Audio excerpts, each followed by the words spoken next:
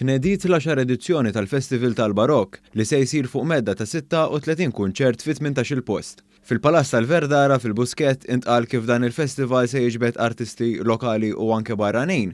Dan il-festival se jkun qiegħed isir taħt il-kappa ta' Festivals Malta wara snin immexxi mit-Teatru Manuel. Iċ-Chairman ta' Festivals Malta, Norman Hamilton, sostna kif dan il-festival kien utli biex Malta ssib ruħha fuq il-mappa globali għal-festivals u li għalhekk huwa sodisfatt ferm b'din il-ħidma.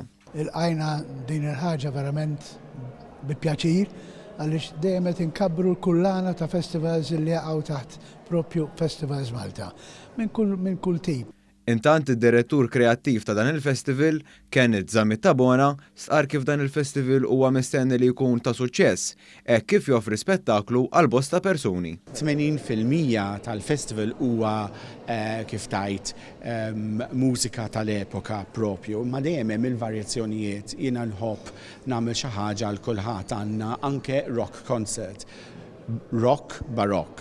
Jiġifieri hemm ħafna affarijiet li huma differenti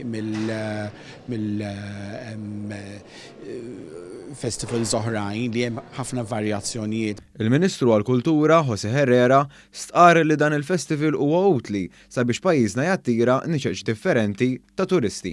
Jiena naħseb li jekk aħna bis-serjetà rridu ikonna turiżmu ta' kwalità, irrid ikonna attivitajiet ta' din ix-xorta.